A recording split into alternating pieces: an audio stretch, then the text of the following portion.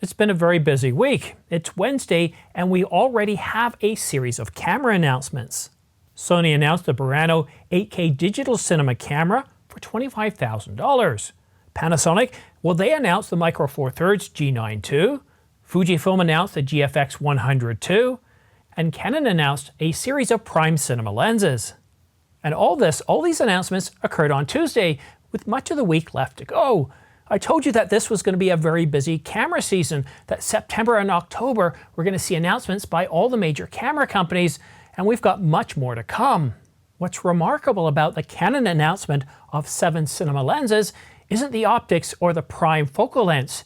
You see, those 7 lenses have been rumored for, well, going back to 2021. It's about the timing. You see, the IBC conference is coming up in just a couple of days. More on the IBC conference later, but first, let's take a look at the 7 new Canon Cinema Primes after this short announcement. Subscribe to this channel for a chance to win a Canon EOS R5. I'll be giving one away to one lucky subscriber once this channel reaches 100,000 subscribers. Anyone above the age of 18 with a valid mailing address is eligible. Additional terms and conditions are linked in the description down below.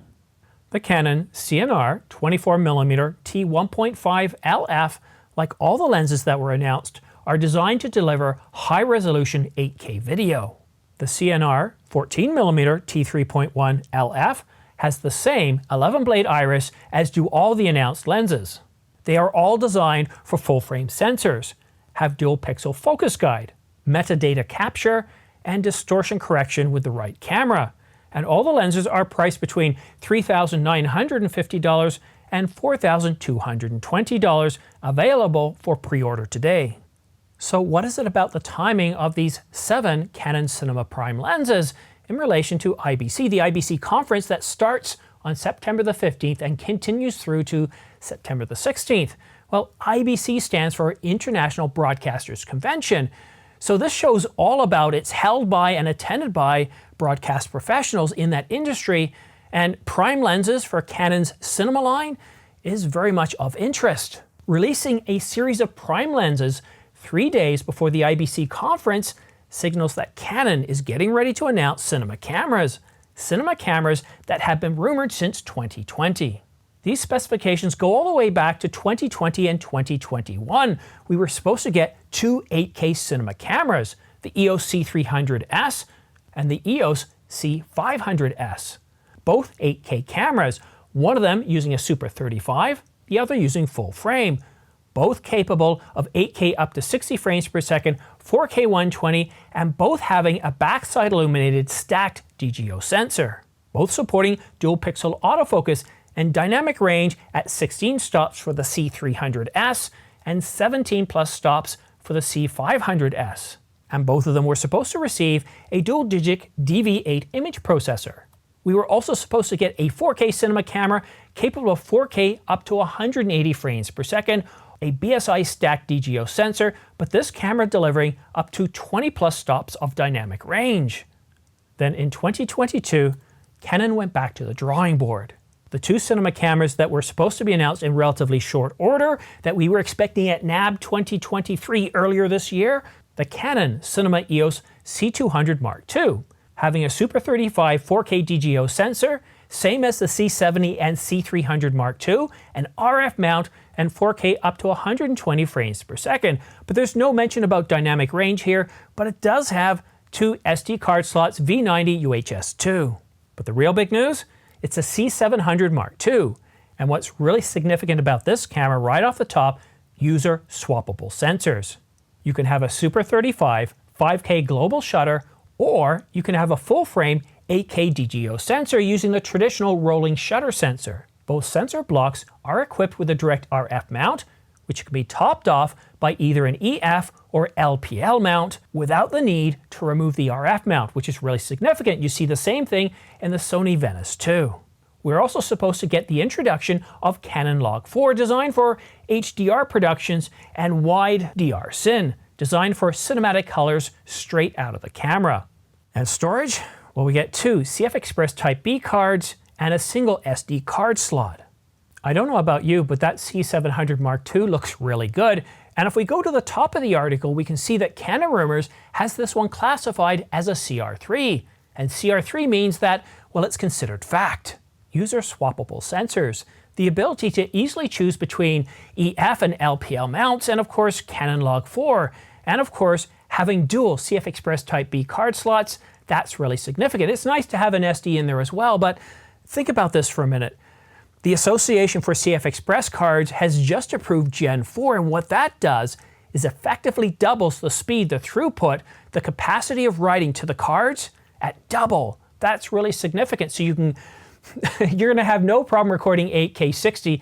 Heck, you could even record 12K 120, but the ability to get that content off the card really quickly, that's a really big deal. That's really impressive. Now, I'm not saying we're going to get any cameras announced at IBC, but to get 7 cinema lenses, cinema primes, announced 3 days before IBC, I think that's rather significant. I think it's a way of Canon signaling that, hey, hang around guys, I know it's been a busy week, I know we've got about 4 different cameras announced and a whole bunch of cinema lenses, but if you just stick around for a few days, we're going to have something interesting to announce. And if you recall that in the specifications for these lenses, these primes, again, it calls out 8K. And so what I think we're going to see is something like a C700 Mark II, an 8K cinema camera, and that would be bold and that would be exciting.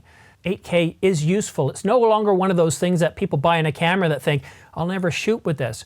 Now, as far as an output for a project, yeah, very few people are going to be outputting 8K projects. Most projects are going to be 4K, right, Mark?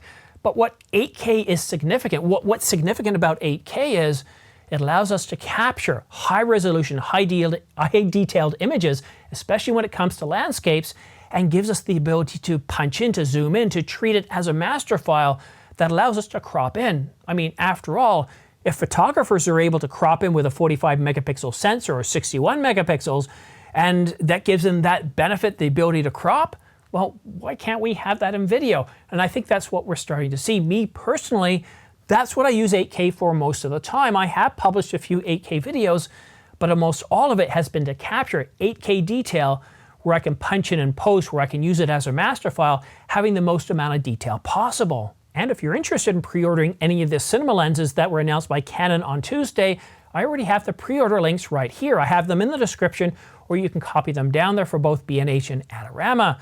And if you do use these links, they really do help support this channel. I get anywhere from 2 to 6% back, and that money goes towards funding new cameras. I'm going to be purchasing the Canon EOS R5 Mark II, the Canon EOS R1. I'd like to get the Nikon Z8, and one day I'd really love to get a cinema camera, just to be able to know what it's like to shoot cinema, to be able to shoot with a C70. That's interesting. The R5C, well, that's more interesting.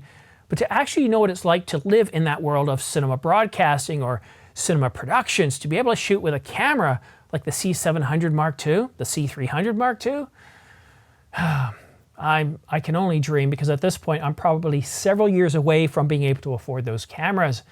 But still, you know, that's one of my dreams, or one of my goals is, and it very much is a dream, to imagine shooting with that level of camera, to see what it's like, because the experience on a cinema level camera is very different from a stills hybrid camera such as the Canon EOS R5.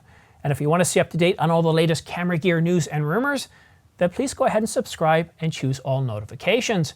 And for all those other news stories, minor news stories that aren't quite big enough to have their own separate video, then go ahead and follow me on X, formerly known as Twitter. And on Tuesday, I think I tweeted something like 10 or 12 messages, because we had lots of updates on the Panasonic G9 II. We also had updates on the cinema camera by Sony. We also had Canon cinema lenses, and of course there was a whole bunch of other pricing information. Pricing at Build Expo, B&H's 50th anniversary. It ends on September the 14th, the day before the IBC conference, and we're seeing incredible deals. Use my links down below. $1,000 off for the Canon EOS R3. I think $800 off the Canon EOS R5, and it comes with a free battery grip. I think something like $500 off the R5C, and it comes with an adapter. There's so many sales on so many lenses. The 800mm f11 is even $200 off. Lots of deals on lenses, lots of deals on camera bodies, not just Canon. Really incredible. And if you're thinking of waiting for Black Friday, don't. These deals are so good that while it's possible we could see some deals like this on Black Friday, $1,000 off the R3, $800 off the R5 with a free battery grip, I wouldn't be betting on it. These are some pretty amazing deals, and you're unlikely, if you wait a year, you're probably not going to see deals much better than this. So I highly recommend taking a look over at B&H for their Build Expo event. So many great deals. I do have most of the highlights in the description down below. But that's it for now. Thank you so much for tuning in. Have yourself a great day, and we'll see you again soon.